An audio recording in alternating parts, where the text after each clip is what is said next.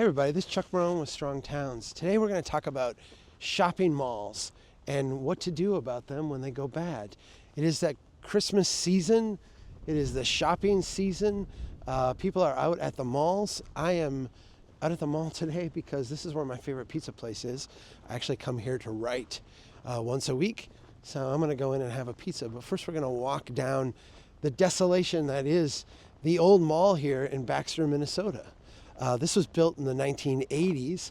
A lot of us have malls that were built in that era or in the decade prior. They were built to much fanfare. We gutted our downtown and moved a bunch of businesses out here to the mall. It was the wave of the future, and now this place is dead.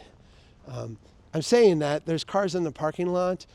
This is Christmas. There's a few things going on. They do tend to up their game a little bit during the month of December. But you know, it is a place that has struggled a lot. This is something we see all over. Malls everywhere are having a hard time. And I did a conference a few years ago where I was asked to moderate a panel of a bunch of commercial real estate investors, people who specialized in malls. And I think the conversation coming out of that was right on. The analysis was that malls have two directions to go.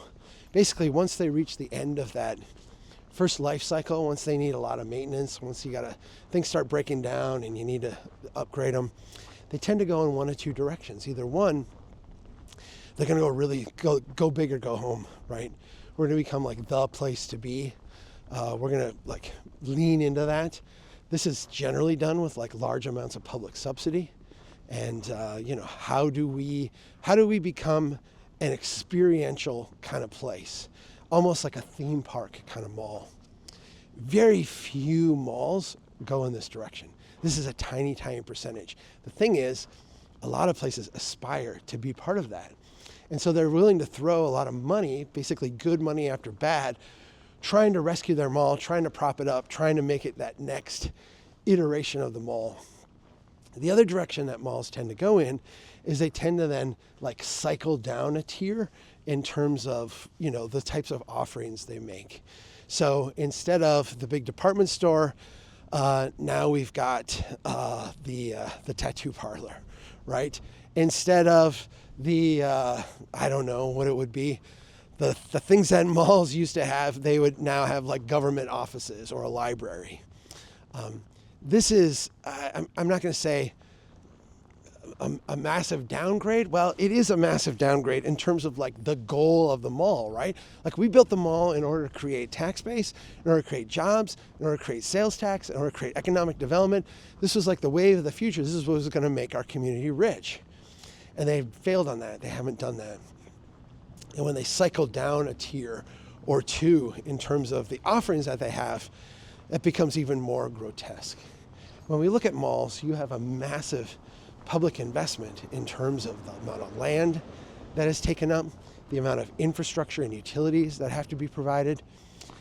This thing has a massive parking lot that is almost unused for most of the year. I mean, there's a small little bit of cars that tend to park up here by the building, but I mean, even on the busiest shopping days of the year, 80% of this asphalt is unused. So what could we do? I think there's two options. And the one option is the one that, the urbanists tend to like. Let's redevelop this thing. Let's get houses out here. Let's build this up. Let's make it into a mixed-use complex. Let's take the building and chop it up a little bit and make a main street out of it. I like that vision.